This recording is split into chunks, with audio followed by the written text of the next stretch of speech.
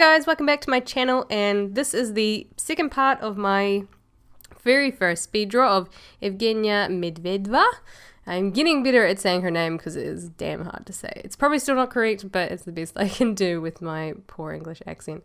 So today we're working on the collar, Luna, and a bit of the jacket, and and the hands, especially the hands. Unfortunately, I didn't get the background and some of the finishing touches that I did on her, but you will see the final and the screenshots at the very end. So I hope you at least get an idea of how I created this. It's fairly easy. Vector art doesn't really, I don't use a lot of effects or anything in vector art. It's seriously just the pen tool, anchor points, curves, maybe a little bit of path manipulation, but apart from that, as you if you can see just in the corner there, that's the path manipulation, or pathfinder, sorry, which is basically where you can sort of manipulate shapes with other shapes, and I do that quite a bit as well. But in transparency, apart from all those things, I don't really use any of the major effects in Illustrator. It's really basic stuff. So I hope you get an idea while you're watching this of how I actually create these illustrations. And look at that! We have a collar. How easy was that? So, what else? Yeah. I really like the zipper on this. It's really simple. I didn't do a lot of shading for this one compared to some of the other ones I've done in the past. Luna has quite a bit more shading than Evgenia does. And I think it was just because I just wanted to get something out there. I wasn't really concerned about the lighting and getting the shading right and things. I do the hands, a wee bit of shading on the hands, but that's just because otherwise they look really, really flat. But apart from that, I don't put a whole heap into the shading. But it was still fun. You still get an idea of it. It's a fairly flat image. Vector art's generally meant to be flat anyway, but you can give it some depth with a lot more shading and things. So, pieces in the future may be a little bit different, or depending on how I feel. So this is Luna. Luna is the cat from Sailor Moon. And she's a magical cat, and I think it's also a human. I don't know. My Sailor Moon knowledge is not actually that great. For me, I didn't really watch Sailor Moon when I was a kid. I actually watched Cardcaptor Sakura. That was like my Mahou Shoujo of my magical girl anime when I was a kid. I was just a little bit too young for Sailor Moon, and it was only on special networks here in New Zealand, specifically Cartoon Network, which was like a paid service, and we just didn't have it, so I never got to see it. But thankfully, one of the networks here picked up Cardcaptor Sakura, the American version, and I got to see that, which was really, really, really cool. So we're just doing her star and stuff. I wanted to kind of give Luna, because she's obviously a plushie, and she's holding her as a plushie, but it was hard to make her look like a plushie without making her look real, because it's all flat and it all looks the same. So I did really want to do some embroidery around the eyes and the mouth and stuff. Usually the way I do it is I will use the scribble effect and give it really tight scribble, but it was just making my computer crash, so that whole thing is cut out of this video. But it would have looked really nice, and I'd still like to do it one day. I just don't know why it didn't work, because the image wasn't actually that big, so I think it was just there was too much of it.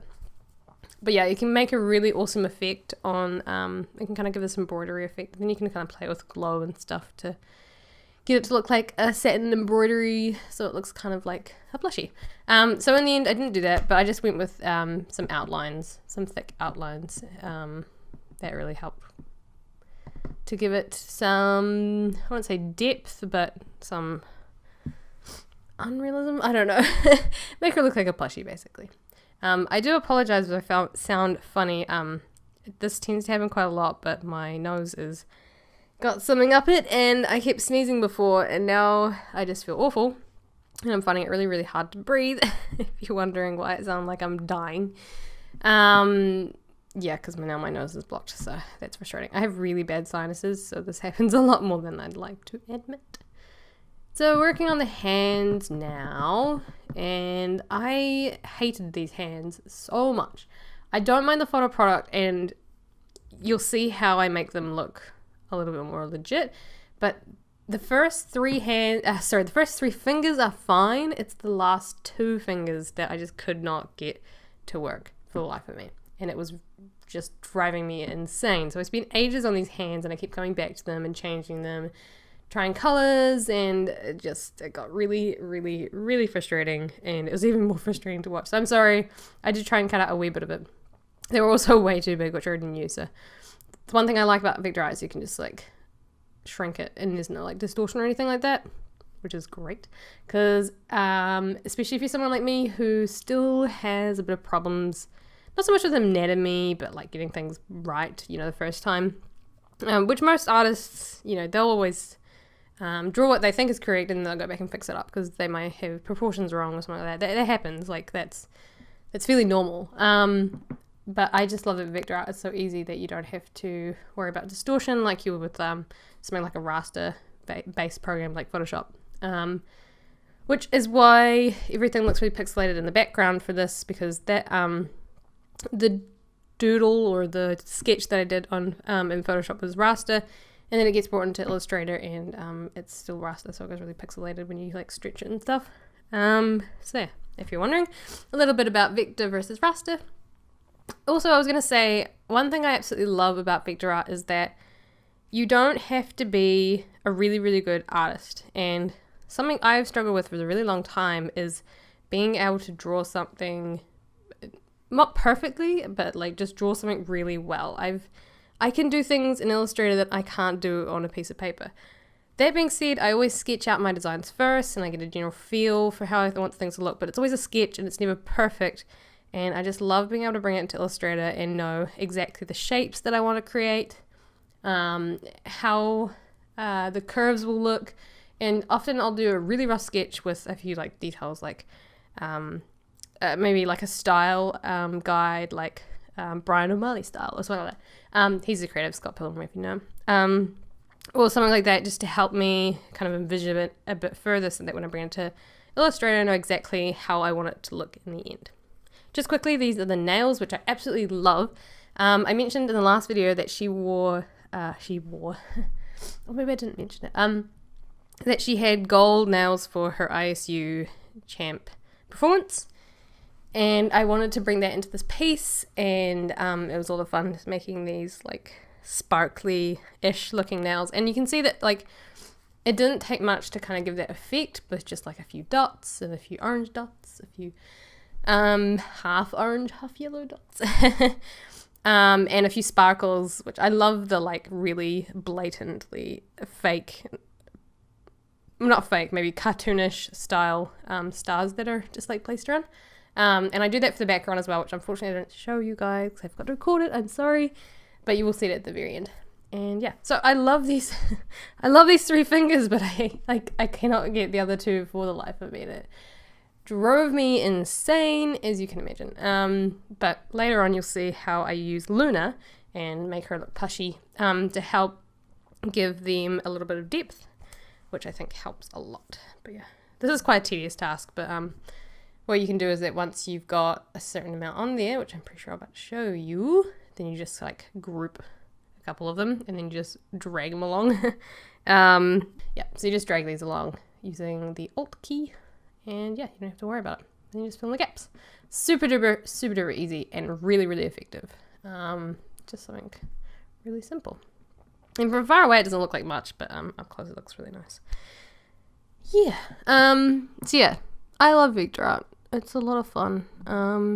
Yeah, but like I was saying, if you're getting frustrated, okay, first of all, if you're someone like, how do I put this? If you already do things on the computer, maybe say like a designer or someone who already uses Illustrator, or even InDesign is basically the same program. You want to use, if you're doing Vector Art though, definitely use Illustrator, don't use InDesign.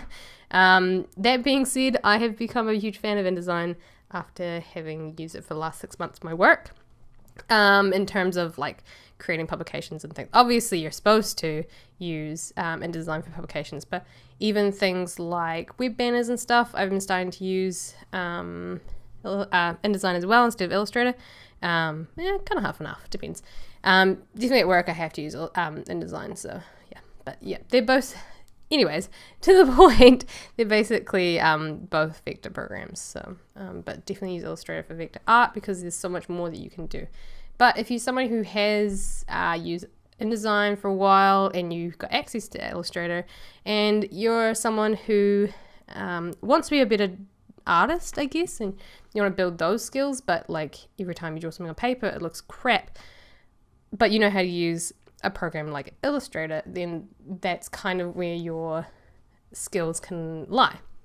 And for me that was definitely the case, where I was just getting frustrated. I couldn't draw anything really well on paper, but I loved creating illustrations in Illustrator because like it was just so much it was so much easier, and I could just fix things and move things around so much easier and create the right curves, and if things weren't working, it was so easy just to scrap it and put it back in, or resize it, shrink it, make it narrower, everything like that was so much easier in a computer program like Illustrator. Photoshop I have always struggled with because of the same problems. My lines weren't smooth enough, or the proportions were wrong, and like I'd just be constantly trying to fix things that I just couldn't fix, you know what I mean? Whereas Illustrator is just so easy, so easy. So here I am, diddly daddling, I don't know what I'm doing there. Yeah, still playing with those bloody fingers, they drive me insane. Yeah, they were just tough, and they weren't working, and even with a bit of shadowing and stuff, you guys will probably think it looks okay, or you'll probably think it looks terrible, and you're like, this is why it looks terrible, and I would love your feedback if you can give it to me, because I hate it. I know that the last finger is missing, but like it just looked wrong with the last finger, so I don't know if I'll ever get it to work, but for this piece it just wasn't working. But I still get it go, and I'm still happy with the final product. It doesn't look that bad. It's probably just because I worked on it for so long and I knew the stages that it went through to get to where it is now. But yeah, so it's looking good. So I'm so sorry if you're getting bored of hands, but I'm doing my best. But yeah, I hope this inspires you to do some Illustrator vector art, or I don't think, are there any are there any other vector programs other than Illustrator for like vector art? I would love to know if you've used anything else to make vector art. That'd be really cool to find out. Photoshop is obviously a raster program. InDesign's not really made for this kind of stuff, but it's a vector program as well. Adobe After Effects is a vector program. You can make some kind of cool stuff in there as well, but like I can't think of any programs outside of the Adobe range that are vector based. So if you know, let me know in the comments, because I would love to find out if there's any other programs that you can use to make this. Oh, there's like Freehand. Sorry, got confused between CorelDRAW and Freehand. Freehand was the kind of Illustrator equivalent back in the day, and then it kind of got bought out by Adobe. So, and I don't think anyone uses Freehand anymore. It's some people say it's a lot better, but I mean, Illustrator is the only thing I've ever known, so I wouldn't really know, to be perfectly honest. So yeah, oh, we've got a kind of a fourth finger in there somewhere. It's hiding. I think once I got the knuckles on, it kind of brought it together a bit more, but I'm still not hugely happy with it. Yeah, but this is where I use Luna to make the hands look a little bit more legit, and it helped so much. So much. So I do a bit more shading on Luna, as I said earlier, just because I don't know why I chose to do more shading on her. I think I just wanted her to look kind of plushy like and less flat, because she was looking very flat. So I wanted to make her really round and really cute, even though she's adorable really. So yeah, so I'm working on Luna. Yeah. Okay, I'm running out of things to say. This is my second voiceover video, so I think I'm doing well. I hope you guys are enjoying my great commentary. Yeah, so what am I up to today? Today I'm going to be filming my autumn lookbook. I did a summer lookbook and I had so much fun with it. Not so much, I do really love fashion, that's probably why I'm doing it, but it was more so for playing with camera shots and playing with something like a video that wasn't just me talking to the camera, then showing you my food, and then talking to the camera. And it was kind of the first time I ever really thought about a video as sort of more, not scenery based, but like more about the details around. So I thoroughly enjoyed it. I really want to do an autumn one. We had a storm for about 2 weeks straight, multiple storms. Actually, there were 2 typhoons, I think, or cyclones. What's it? I don't know if cyclones? I don't know if they're any different. But I didn't film during them because I didn't think about it at the time. And it was pouring down with rain and it was lovely autumn weather. But I didn't think about it at the time that I should have been filming in it because it would have been really good for my lookbook. Just kind of get that autumn feeling, that autumn weather. But yeah, I didn't think about it at the time, so I kind of missed out. And now it's like really sunny all the time, which isn't really kind of autumn weather, but the leaves have started to change and there's heaps of crusty leaves around, which is awesome. That is perfect autumn weather for me. So I really want to go out and find some nice trees to go and take my autumn lookbook video in. And I also have a tripod, which I got yesterday, which will be, the opening will be in my next vlog, which I'm excited for. To use my tripod, not the vlog so much, but yeah, so it's just a really basic one. It's a really light one, and I just really can't wait to use it because it'll get some really different shots to what I've kind of been doing recently, and I can start on another video, big project that I'm working on. So I'm just doing the finishing touches on her face here. Her neck just needed a little bit more depth to kind of bring it from her face so she didn't look like really flat-faced. And I'm just working on her cheeks. I absolutely love big rosy cheeks, and this really works really well for her because obviously figure skating is a cold sport, and so obviously you're gonna have red cheeks, and that just kind of gives her a bit of a youthful glow as opposed to I don't know, really flat. How I do this is I usually use the Gaussian blur on a circle, and I just chuck the transparency down to like 5 to 10%, just to give it that glow as opposed to like a really obvious pink cheek, I guess you could say. Yeah, so just finishing touches now. I go back through the eyes. I try to give her more of a surprise look, or like I don't know, excitement. It's really hard to capture that, I found, with her eyes. But yeah, in the end I just kind of play with it. This isn't the final kind of look. I do go back through off camera and fix it up just a little bit. And the last thing I do here is the hair, which I thought was looking quite flat. So basically what I've done is I've given it some depth with some sort of darker colors. And then I also go through with a similar shape and just give the edges a bit more of a puffiness, or less uniformity, I guess you could say, just to kind of push it out and make it look a bit messier as opposed to this weird kind of puffy, I don't know, maybe it looks a bit like a cupcake on her head or like a muffin top. Not like a muffin top belly, but like the top of a muffin, you know what I'm saying. Yeah, and a few flyaways as well, which I really like the effect that kind of gives. It's some really simple shapes. I don't do many highlights for this piece, which is strange because I usually do highlights, but especially in the hair. So I just go through some flyaways and just kind of give it a bit more of a rough texture, make it look more like hair, which everyone knows everyone's hair is not just the perfect straight line, especially after you've just done a routine. Her hair's probably like really messy. But it still looks really nice. So I just tried to capture that basically. And yeah, so it's looking good. I really like the hair. I think that's this part that I like probably the most. And what you don't see here is the other side of the hair, I think. But basically it's the same thing, but I just reverse everything. I might show it. I can't remember if I did. Yeah. So things that I need to remember for my next speed draw is to capture everything on camera so you guys can see it. And I might skip out a wee bit of the hand thing because, oh man, hands are just frustrating. But it's good for you guys to see how, like, I don't get things perfect the first time.